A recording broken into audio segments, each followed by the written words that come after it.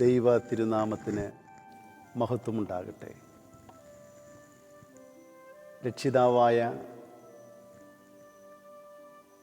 ക്രിസ്തുയേശുവിനെ എതിരേൽക്കുവാൻ ലോകം മുഴുവനും ഒരിക്കൽ കൂടി ഒരുങ്ങുകയാണ്. ക്രിസ്തുമസിൻ്റെ ഈ ദിവസങ്ങളിൽ നാം ഏറ്റവും കൂടുതൽ കേൾക്കാറുള്ളതായ ചില വാക്കുകളുണ്ട്. സ്വർഗീയ മാലാഖമാർ, ആട്ടിടയന്മാർ, മഹാസന്തോഷം, ഭയപ്പെടേണ്ട, ഇങ്ങനെയുള്ള വാക്കുകൾ നമുക്ക് വളരെ സുപരിചിതമായി കൊണ്ടിരിക്കുന്ന ദിനങ്ങളാണ് ക്രിസ്തുമസിൻ്റെ ദിവസങ്ങളെന്ന് പറയുന്നത്. ഇന്നത്തെ നമ്മുടെ ചിന്തയ്ക്ക് വേണ്ടി തിരഞ്ഞെടുത്തിരിക്കുന്നത് വിശുദ്ധ ലൂക്കോസിൻ്റെ സുവിശേഷം 2-ാം അധ്യായം 8 മുതൽ 13 വരെയുള്ള വാക്യങ്ങളാണ്. അവർ പാർത്തിരുന്ന ആ പ്രദേശത്ത് തങ്ങളുടെ ആറ്റിൻപറ്റത്തിന് രാത്രിയാമത്തിൽ കാവൽ നിന്നിരുന്ന ഇടയന്മാർ ഉണ്ടായിരുന്നു. ഇതാ ദൈവദൂതൻ അവരുടെ അടുക്കൽ വന്നു. കർത്താവിൻ്റെ തേജസ്സ് അവരുടെ മേൽ പ്രശോഭിച്ചു. വലിയ ഭീതി അവർക്കുണ്ടായി. മാലാഖ അവരോട്, നിങ്ങൾ ഭയപ്പെടേണ്ട, എന്തെന്നാൽ സർവ്വലോകത്തിനും ഉണ്ടാകുവാനിരിക്കുന്ന മഹാസന്തോഷമത്രേ ഞാൻ നിങ്ങളെ അറിയിക്കുന്നത്. എന്തെന്നാൽ ദാവീദിൻ്റെ നഗരിയിൽ മിശിഹാ കർത്താവായ രക്ഷകൻ ഇന്ന് നിങ്ങൾക്കായി ജാതം ചെയ്തിരിക്കുന്നു. ഇത് നിങ്ങൾക്ക് അടയാളം. തുണികൾ കൊണ്ട് പൊതിഞ്ഞ് പുൽത്തൊട്ടിയിൽ കിടത്തിയിരിക്കുന്ന ശിശുവിനെ നിങ്ങൾ കാണും എന്ന് പറഞ്ഞു. പെട്ടെന്ന് ആ മാലാഖയോട് ഒരുമിച്ച് വളരെയധികം സ്വർഗീയ സൈന്യങ്ങൾ കാണപ്പെട്ടു. അവർ ദൈവത്തെ സ്തുതിച്ചുകൊണ്ട് പറഞ്ഞു. അനുഗ്രഹിക്കപ്പെട്ട വാത്സല്യ സഹോദരങ്ങളെ, ക്രിസ്തുമസിൻ്റെ നാളുകളിൽ നാം വായിക്കുകയും ധ്യാനിക്കുകയും ചെയ്യുന്നൊരു വേദഭാഗമാണ് ഇപ്പോൾ വായിച്ചു കേട്ടത്. യേശുക്രിസ്തുവിൻ്റെ ജനനത്തോടനുബന്ധിച്ച് മാലാഖമാരുടെ, ദൈവദൂതന്മാരുടെ സാന്നിധ്യവും അവരുടെ വാക്കുകളും എല്ലാം വളരെ പ്രത്യേകമായ ദിവസങ്ങളിലെ ചിന്താവിഷയങ്ങളാണ്. പരിശുദ്ധിയായ കന്യകമറിയാം അമ്മയോട് ദൈവത്തിൻ്റെ ദൂതൻ വന്ന് യേശുവിൻ്റെ ജനനത്തെക്കുറിച്ച് അറിയിക്കുന്നു. അതോടൊപ്പം തന്നെ വിശുദ്ധനായ യോസേഫിനോട് യേശുക്രിസ്തുവിൻ്റെ ജനനത്തെക്കുറിച്ചും യേശുവെന്ന് ആ കുഞ്ഞിന് പേരിടണമെന്നും ദൈവദൂതൻ അറിയിക്കുന്നു. പിന്നീട് അപകടകരമായൊരു സാഹചര്യത്തെ അറിയിച്ചുകൊണ്ട് അമ്മയെയും കുഞ്ഞിനെയും കൊണ്ട് മിസ്രൈമിലേക്ക് പോയിക്കൊള്ളുവാൻ ദൈവദൂതൻ അറിയിക്കുന്നു. മിസ്രൈമിൽ നിന്നും വീണ്ടും തിരിച്ചു പോരുവാൻ ദൈവദൂതൻ നിർദ്ദേശം കൊടുക്കുന്നു. ഇങ്ങനെ യേശുക്രിസ്തുവിൻ്റെ ജനനത്തോടനുബന്ധിച്ച് അനേക സന്ദർഭങ്ങളിൽ ദൈവത്തിൻ്റെ ദൂതൻ, മാലാഖമാർ ഇടപെടുന്നതായി നമുക്ക് കാണാനായിട്ട് സാധിക്കുന്നുണ്ട്. ഇവിടെ യെരുശലേമിൽ നിന്ന് ഏകദേശം 8 മൈൽ ദൂരെയായി ഒരു വിജനപ്രദേശത്ത് ആടുകളെ സംരക്ഷിച്ചുകൊണ്ടിരുന്ന ആട്ടിടയന്മാർക്കാണ് ഇപ്പോൾ നാം വായിച്ചു കേട്ട വേദഭാഗത്ത് സ്വർഗീയ മാലാഖ, ദൈവത്തിൻ്റെ ദൂതൻ അരുളപ്പാട് നൽകുന്നത്. അതാണിപ്പോൾ നമ്മൾ വായിച്ചു കേട്ടതായ ആ വേദഭാഗമെന്ന് പറയുന്നത്. ദൈവദൂതൻ വന്ന് പറയുന്നു, ഭയപ്പെടേണ്ട, സർവ ജനത്തിനുമുണ്ടാകുവാനുള്ളൊരു മഹാസന്തോഷം ഞാൻ നിങ്ങളെ അറിയിക്കുന്നു. എന്നിട്ട് ക്രിസ്തുവിൻ്റെ ജനനത്തെക്കുറിച്ച് പറയുകയാണ്. ഇവിടെ ശ്രദ്ധേയമായൊരു സംഗതി, ആദ്യം ഒരു മാലാഖയാണ് വന്ന്, ദൈവദൂതനാണ് വന്ന് ഈ വിവരം അറിയിക്കുന്നതെങ്കിൽ പിന്നീട് 12-13 വാക്യങ്ങൾ നമ്മൾ കാണുന്നു. മാലാഖമാരുടെ ഒരു വൃന്ദം, സ്വർഗീയ ഗണങ്ങൾ, കണക്കില്ലാതെ അനേക മാലാഖമാർ ഒരുമിച്ച് ചേർന്ന് ദൈവത്തെ മഹത്വപ്പെടുത്തി ആ സന്തോഷവാർത്ത അറിയിക്കുന്നതായിട്ടാണ് നാം പിന്നീട് കാണുന്നത്. ഇവിടെ പ്രത്യേകമായിട്ട് നമ്മൾ ചിന്തിക്കേണ്ട ഒരു വിഷയം, ഈ മാലാഖമാർ അറിയിക്കുന്നത് ആട്ടിടയന്മാരോടാണ്. ആട്ടിടയന്മാർ പാർത്തിരുന്നത് ഒരു യെരുശലേമിൽ നിന്ന് അധികം ദൂരമല്ലാത്ത ഒരു സ്ഥലമാണ്. പക്ഷേ ഈ മാലാഖമാരുടെ സ്വർഗീയ ശബ്ദവും അവരുടെ സന്ദേശവും അവരെ കാണുന്നതും ഈ ആട്ടിടയന്മാർ മാത്രമാണ്. എന്തുകൊണ്ടാണ് അപ്രകാരം സംഭവിച്ചത്? മറ്റുള്ള ജനത്തിന്, ആളുകൾക്ക് എന്തുകൊണ്ട് മാലാഖമാരെ കാണുവാനോ ആ മഹാസന്തോഷത്തിൻ്റെ വാർത്ത കേൾക്കുവാനോ സാധിച്ചില്ല? ആട്ടിടയന്മാർ സംബന്ധിച്ചിടത്തോളം തങ്ങളുടെ ആടുകൾക്ക് അവർ കാവൽ കിടക്കുന്നവരാണ്. തങ്ങളുടെ ഉത്തരവാദിത്വം കൃത്യമായി നിർവഹിച്ച് ഉണർവോടുകൂടെ ഇരുന്ന് ആ ആടുകളെ കാത്തു സൂക്ഷിക്കുന്ന ആട്ടിടയന്മാരാണ്. അവരുടെ ആ ഉണർവിൻ്റെ ആ സന്ദർഭത്തിലാണ് മാലാഖമാർ ഇവരെ വിവരം അറിയിക്കുന്നത്. പഴയ നിയമത്തിൽ 2 രാജാക്കന്മാരുടെ പുസ്തകം 6-ാം അധ്യായത്തിലൊരു സംഭവം നമ്മൾ കാണുന്നുണ്ട്. എലീശ പ്രവാചകൻ്റെ ഒരു സംഭവമാണ്. എലീശ പ്രവാചകൻ തൻ്റെ ഭൃത്യനോട് പറയുന്ന ഒരു സംഭവം. അരാമ്യ സൈന്യം ദോദാൻ പട്ടണം വളഞ്ഞു. എലീശ പ്രവാചകൻ്റെ ഭൃത്യൻ രാവിലെ എഴുന്നേറ്റ് നോക്കുമ്പോൾ പർവ്വതത്തിൻ്റെ മിക്കവാറും സ്ഥലങ്ങളിലെല്ലാം ശത്രു സൈന്യം വളഞ്ഞിരിക്കുകയാണ്. ഭയപ്പെട്ട് ഓടി വന്ന് പ്രവാചകനോട് പറഞ്ഞു, ആകെ പ്രശ്നമായി, ശത്രു സൈന്യം മുഴുവനും നമ്മളെ വളഞ്ഞിരിക്കുന്നുവെന്ന് പറഞ്ഞ് ഭയപരവശനായ ആ ഭൃത്യനോട് എലീശ പ്രവാചകൻ വളരെ ശാന്തനായിട്ട് പറയുന്നൊരു വാചകമുണ്ട്: നമ്മുടെ കൂടെയുള്ളവർ അവരെക്കാൾ അധികമാണ്. പക്ഷേ ഭൃത്യൻ നോക്കിയിട്ട് ആരെയും കാണുന്നില്ല. ഉടനെ എലീശ പ്രവാചകൻ ദൈവത്തോട് പ്രാർത്ഥിക്കുകയാണ്, കർത്താവേ, ഇവൻ്റെ കണ്ണ് തുറക്കണമേ, കർത്താവേ, ഇവൻ്റെ കണ്ണ് തുറക്കണമേ എന്ന് പ്രാർത്ഥിച്ചപ്പോൾ ഈ ഭൃത്യൻ്റെ കണ്ണ് തുറന്നു. അവൻ നോക്കിയപ്പോൾ പർവ്വതം മുഴുവനും അഗ്നിരഥങ്ങളും കുതിരകളും കൊണ്ട് നിറഞ്ഞിരിക്കുന്നത് അവൻ കാണുകയാണ്.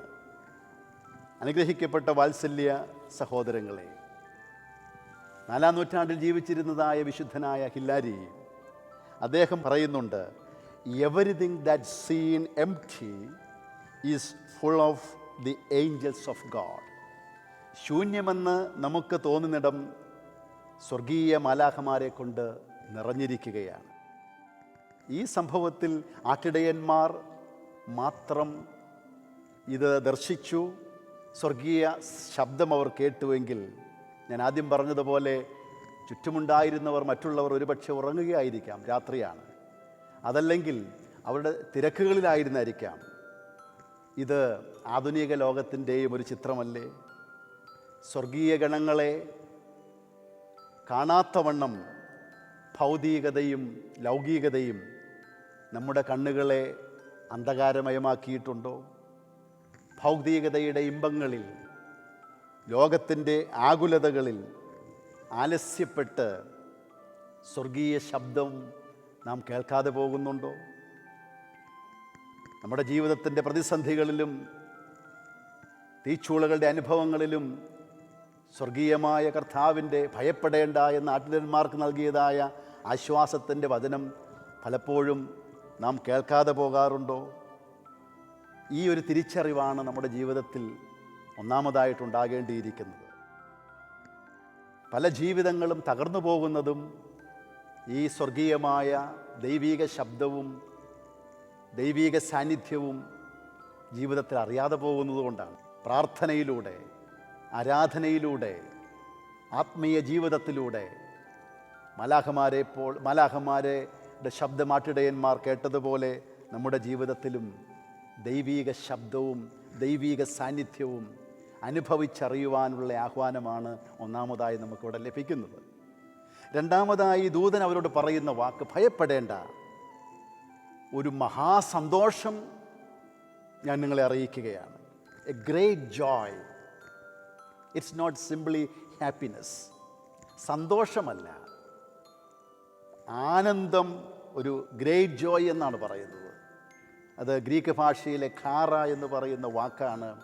അതിൻ്റെ അർത്ഥം ആഴമായ ആനന്ദമെന്ന ആ വാക്കിൻ്റെ അർത്ഥം. അപ്പോൾ ഇത് ഇവരെ അറിയിക്കുമ്പോൾ ഇതിൻ്റെ ഒരു ചരിത്ര പശ്ചാത്തലമുണ്ട്.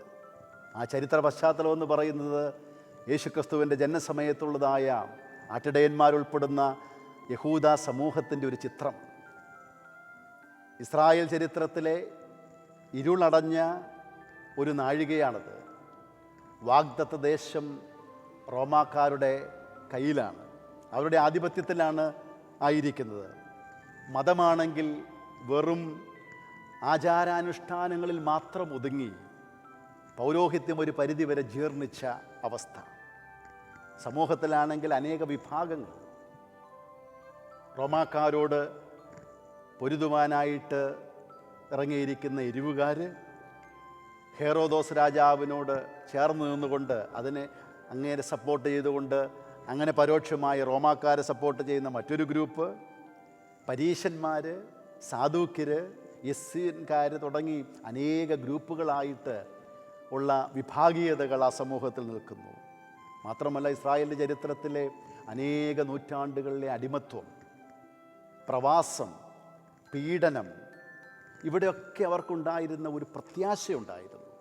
ആ പ്രത്യാശയാണ് ഒരു മശിഹ വന്ന് തങ്ങളുടെ സ്വാതന്ത്ര്യമെല്ലാം വീണ്ടെടുത്ത് പൂർവ്വസ്ഥിതിയിലാക്കുമെന്നുള്ള ആ പ്രത്യാശ. അതാണ് പ്രവാചകന്മാർ ഇവർക്ക് കൊടുത്ത, ഈ ജനത്തെ മുന്നോട്ട് നയിച്ച ഏറ്റവും വലിയ പ്രേരക ശക്തി എന്ന് പറയുന്നത്.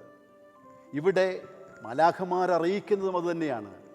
ക്രിസ്തു എന്ന രക്ഷിതാവ് നിങ്ങൾക്കായി ജനിച്ചിരിക്കുന്നു. ക്രിസ്റ്റോസ്, മശിഹ എന്ന് പറയുന്ന, ക്രിസ്തു എന്ന് പറഞ്ഞാൽ ആ വാക്കിൻ്റെ അർത്ഥം അഭിഷിക്തൻ. ആ പ്രവാചകന്മാരരുളി ചെയ്ത മശിഹ ആണ് ജനിച്ചിരിക്കുന്നത് എന്നുള്ളത് ഇസ്രായേലിനെ സംബന്ധിച്ചിടത്തോളം അതിനേക്കാൾ വലിയൊരു ആനന്ദത്തിൻ്റെ വേറൊരു സംഗതിയില്ല. അതാണ് അറിയിക്കുന്നത്. വലിയ ഒരു മഹാസന്തോഷം, ക്രിസ്തു എന്ന രക്ഷിതാവ് നിങ്ങൾക്കായി ജനിച്ചിരിക്കുന്നു. അനുഗ്രഹിക്കപ്പെട്ടിരിക്കുന്നവരെ, ക്രിസ്തുമസിൻ്റെ ആ മുഹൂർത്തങ്ങളെല്ലാം ഇതുപോലെയുള്ള ആനന്ദത്തിൻ്റെ നിമിഷങ്ങളാണ്. സക്കരിയാവിനോട് ലൂക്കോസ് 1:14 സക്കരിയാവിനോട് ദൈവദൂതൻ വന്ന് പറയുമ്പോൾ, യോഹന്നാൻ്റെ ജനനത്തെക്കുറിച്ച് പറയുമ്പോൾ, ക്രിസ്തുവിൻ്റെ മുന്നോടി, ആ രക്ഷിതാവിൻ്റെ മുന്നോടി ജനനത്തെക്കുറിച്ച് പറയുമ്പോൾ, അവൻ നിനക്ക് സന്തോഷം തരും, അനേകർക്ക് അവൻ സന്തോഷം പകരും.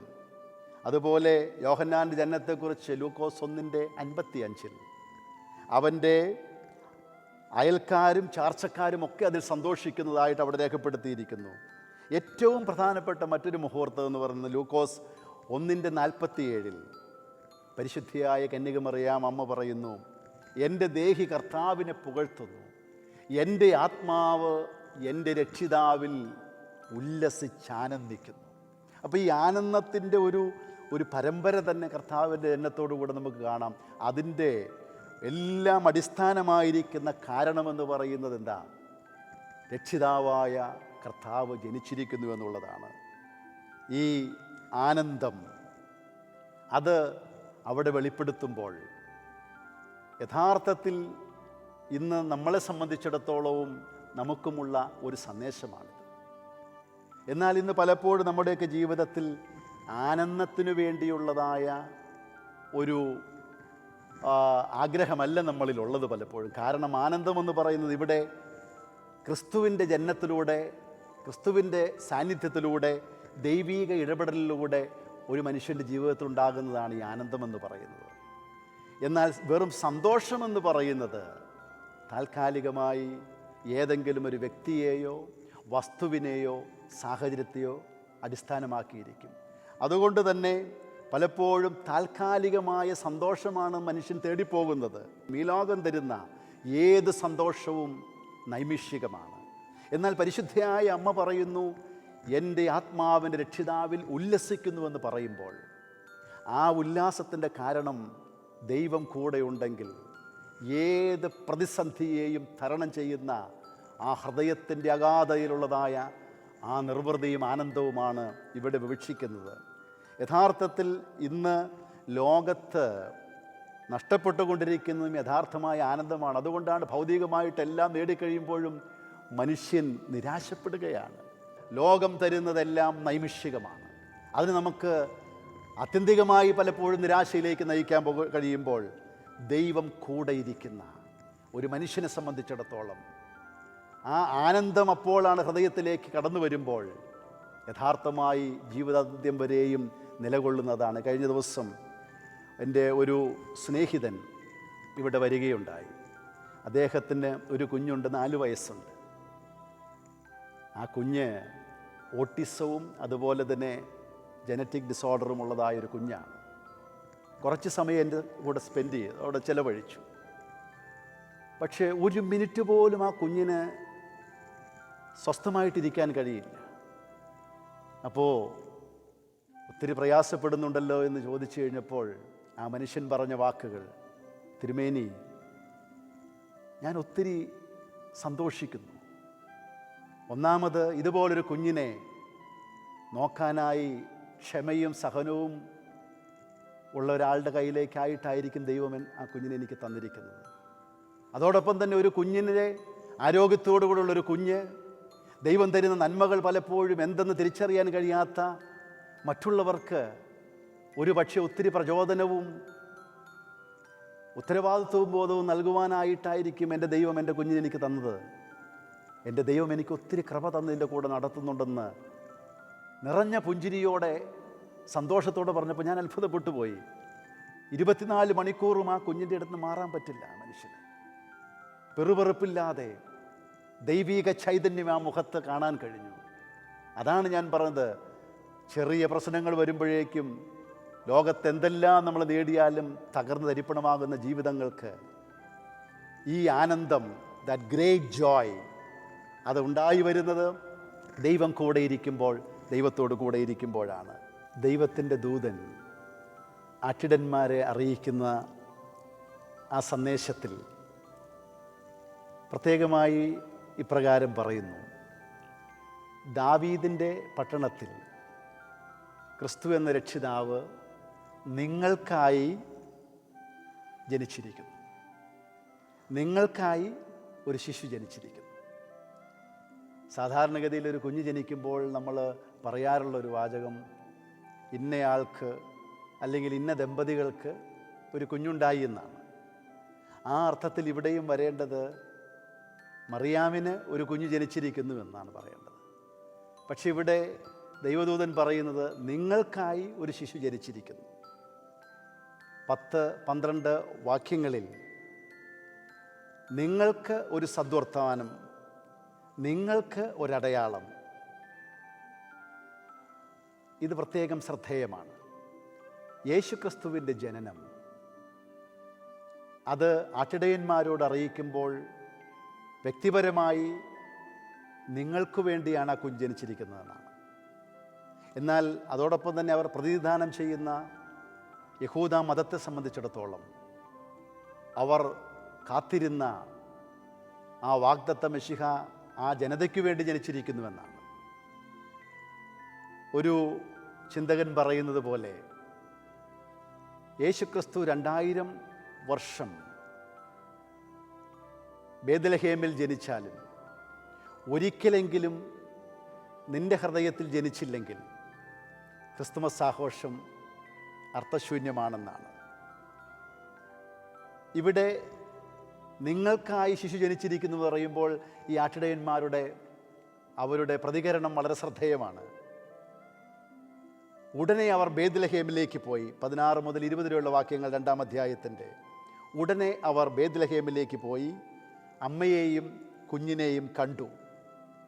തുടർന്നുള്ള ഭാഗങ്ങളിൽ പറയുന്നത്, ഈ സന്തോഷ വാർത്ത ഇവർ മറ്റുള്ളവരെ അറിയിച്ചു. മാത്രമല്ല, മടങ്ങിപ്പോകുമ്പോൾ ദൈവത്തെ മഹത്വപ്പെടുത്തിക്കൊണ്ട് മടങ്ങിപ്പോകുന്നു. ഈ ആട്ടിടയന്മാരുടെ ജീവിതത്തിൽ യേശുക്രിസ്തു ജനിച്ചത് എനിക്ക് വേണ്ടിയാണെന്നുള്ളൊരു തിരിച്ചറിവിലൂടെ ആ ക്രിസ്തുവിനെ അവർ ചെന്ന് കാണുകയും ക്രിസ്തു ദർശനം അവരുടെ ജീവിതത്തിൽ അനുഭവേദ്യമാക്കി കഴിയുമ്പോൾ ആ സന്തോഷം അവർ മറ്റുള്ളവരോട് പങ്കുവെക്കുകയാണ്. ആ പങ്കുവെക്കലിലൂടെ അവർ മാത്രമല്ല മറ്റുള്ളവർ കൂടെ ദൈവത്തെ ഈ വലിയ കൃപയ്ക്കായി മഹത്വപ്പെടുത്തുകയാണ് ചെയ്യുന്നത്. ഇന്ന് നമ്മുടെ ജീവിതത്തിലും സംഭവിക്കേണ്ടത് തന്നെയാണ്. നമ്മൾ ക്രിസ്തുമസ് ആഘോഷിക്കുന്നു, ഒത്തിരി ഗീതങ്ങൾ പാടുന്നു, പ്രഘോഷിക്കുന്നു, ആഘോഷങ്ങൾ നടത്തുന്നു. എന്നാൽ ആ ശിശു ജനിച്ചിരിക്കുന്നത് എനിക്കു വേണ്ടി, എൻ്റെ പാപങ്ങൾക്ക് പരിഹാരമായിട്ട്, എൻ്റെ ജീവിതത്തിൻ്റെ രക്ഷകനായി, എൻ്റെ ജീവിതത്തിൻ്റെ ദർശനമായി എനിക്ക് വേണ്ടിയാണെന്നുള്ളൊരു തിരിച്ചറിവ് നമുക്ക് ഉണ്ടാകുവാൻ സാധിക്കുന്നുണ്ടോ? അങ്ങനെ സാധിക്കുമ്പോഴാണ് ആ ക്രിസ്തു ദർശനത്തിലൂടെ നമ്മുടെ ജീവിതം തന്നെ ഒരു ക്രിസ്തുമസായി മാറുകയും മറ്റുള്ളവർക്ക് അത് സന്തോഷവും സദ്വർത്താനവുമായി തീരുന്നത്. ഞാൻ ഏതാനും 2-3 വർഷങ്ങൾക്ക് മുൻപ് വേൾഡ് കൗൺസിൽ ഓഫ് ചർച്ചസിൻ്റെ ഒരു കമ്മീഷൻ്റെ ഭാഗമായിട്ട് ചൈനയിൽ ചെന്നു. അവിടുത്തെ ക്രിസ്തീയ സഭയെക്കുറിച്ച് പഠിക്കുവാനും അതോടൊപ്പം തന്നെ അവിടുത്തെ മതകാര്യങ്ങളുടെ ചുമതലയുള്ള മന്ത്രിയുമായുള്ളൊരു കൂടിക്കാഴ്ചയ്ക്കുമായിട്ടായിരുന്നു. ആ കൂടിക്കാഴ്ചയിൽ അദ്ദേഹം ഒരു കമ്മ്യൂണിസ്റ്റ് മിനിസ്റ്റർ പറഞ്ഞതായ, മന്ത്രി പറഞ്ഞതായ വാക്കുകൾ ഞാൻ ഇന്നും ഓർക്കുകയാണ്. 1979 ചൈനയിൽ ഏതാണ്ട് 7 ലക്ഷത്തോളം ക്രിസ്ത്യാനികളെ ഉണ്ടായിരുന്നുള്ളൂ. എന്നാൽ 2014 തോന്നുന്നു ഞങ്ങളവിടെ ചെന്ന സമയത്ത് ഔദ്യോഗികമായി 3.5 കോടി ക്രിസ്ത്യാനികൾ അവിടെയുണ്ട്. എന്നിട്ട് അദ്ദേഹം പറയുകയായിരുന്നു, ഇവിടെ ക്രിസ്തീയ സഭ വളരണം. അതിൻ്റെ കാരണം, ഒന്നാമത് നിയമങ്ങൾ അവർ പാലിക്കുന്നവരാണ്, രണ്ടാമത് ധാർമ്മികതയുടെ കാര്യത്തിൽ ഒന്നാമത് ക്രിസ്ത്യാനികളാണ്, മറ്റുള്ളവരെ സഹായിക്കുവാൻ സാധുജന സംരക്ഷണത്തിലും സാമൂഹിക സേവനത്തിലും ഒന്നാമത് ക്രിസ്ത്യാനികളാണ്. എന്നിട്ട് ഞങ്ങൾക്ക് അവിടെ നിന്ന് വീണ്ടും പഠിക്കാൻ കഴിഞ്ഞൊരു കാര്യം, ഒരു കുടുംബത്തിൽ ഒരാൾ ഒന്നുകിൽ വിശ്വാസികളല്ലാത്തവരായിരിക്കും, ബാക്കിയുള്ളവർ അല്ലെങ്കിൽ മറ്റൊരു മതത്തിൽപ്പെട്ട ആളുകളായിരിക്കും. ഒരാൾ ക്രിസ്ത്യാനിയായി കഴിഞ്ഞാൽ 1 വർഷത്തിനുള്ളിൽ ആ കുടുംബം മുഴുവനും ക്രിസ്ത്യാനികളായിരിക്കും. അതിൻ്റെ കാരണം അവിടുത്തെ മതനേതാക്കന്മാർ, ക്രിസ്തീയ നേതാക്കന്മാർ പറഞ്ഞത്, ആ മനുഷ്യൻ്റെ വ്യക്തിയുടെ ജീവിതത്തിൻ്റെ ആ ക്വാളിറ്റി, ക്രിസ്ത്യാനിയാകുന്ന മനുഷ്യൻ്റെ ജീവിതത്തിൽ വരുന്ന മാറ്റം, അത് മറ്റുള്ളവരെ സ്വാധീനിക്കും.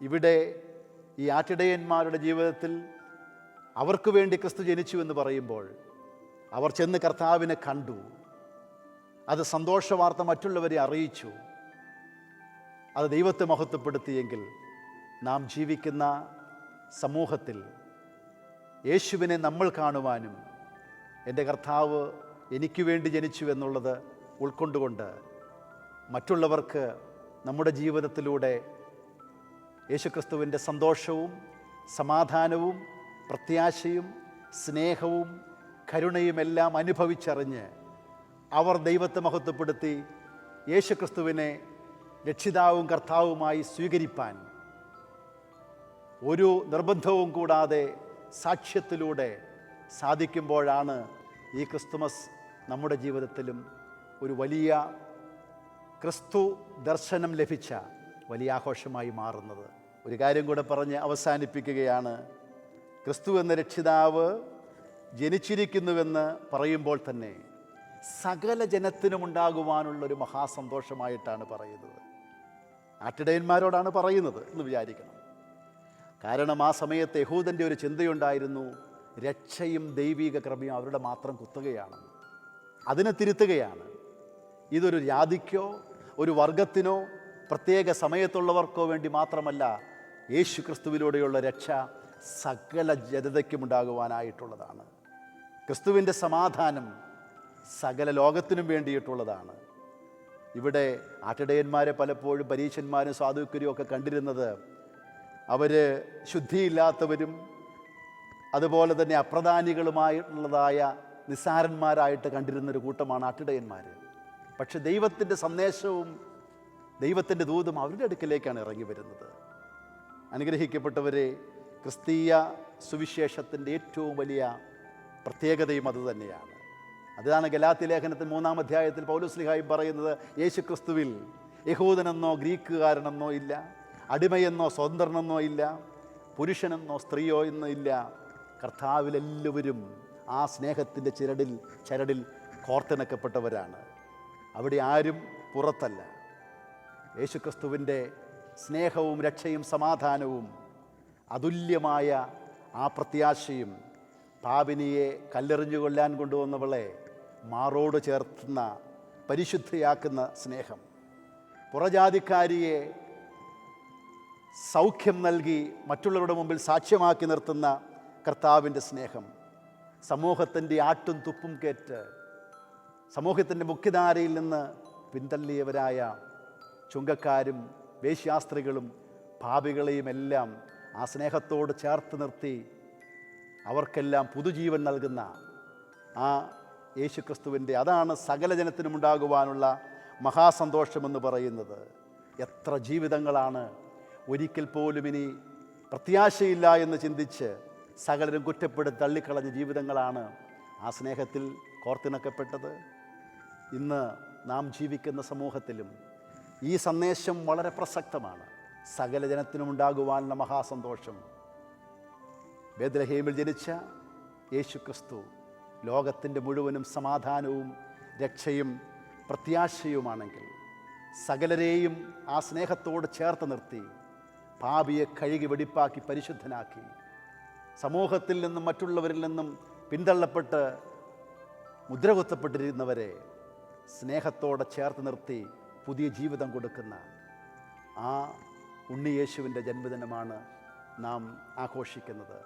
സ്വർഗീയ മാലാഖമാരുടെ ആ സന്തോഷത്തിൻ്റെ ശബ്ദം, ആ സന്ദേശം കേൾക്കുവാൻ നമ്മളുടെ ആധുനിക ജീവിതത്തിലെ ലൗകികതയും ഈ ലോകത്തിൻ്റെ തത്രപ്പാടുകളും ആകുലതകളും തടസ്സമായി നിൽക്കുന്നുവെങ്കിൽ, അതിൽ നിന്ന് പുറത്തു വന്ന് മാലാഖമാരെ ആട്ടിടയന്മാർ ദർശിച്ചതുപോലെ കാണുവാനും, സ്വർഗീയ ശബ്ദം നമ്മുടെ ജീവിതത്തെക്കുറിച്ചുള്ള ദൈവത്തിൻ്റെ കാഴ്ചപ്പാട്, ദൈവത്തിൻ്റെ അരുളപ്പാട് ഹിതമെന്തെന്ന് തിരിച്ചറിയുവാനും, അതോടൊപ്പം തന്നെ താൽക്കാലികമായ സന്തോഷങ്ങൾ അല്ല ജീവിതത്തിൽ അന്വേഷിക്കേണ്ടത്, ദൈവത്തെ ഹൃദയത്തോട് ചേർത്ത് നിർത്തി ദൈവം, എൻ്റെ ദൈവം കൂടെയുള്ളപ്പോൾ എനിക്കൊന്നിനെയും ഭയപ്പെടേണ്ട, സകലതിനെയും അതിജീവിക്കുവാനുള്ള പരിശുദ്ധാത്മശക്തി എൻ്റെ ദൈവം തരുമെന്നുള്ള പ്രത്യാശയോടെ ആനന്ദം കൊണ്ട് നിറയുവാൻ പരിശുദ്ധയായ അമ്മയെപ്പോലെ, അതോടൊപ്പം തന്നെ ഈ സമൂഹത്തിൽ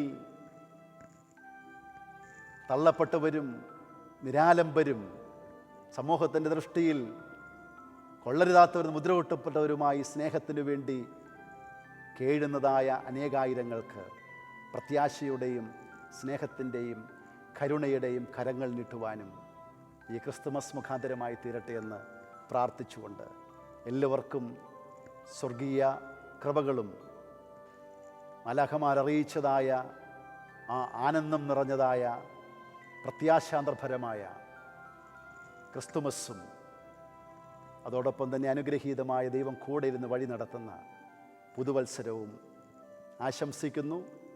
ദൈവം അനുഗ്രഹിക്കട്ടെ.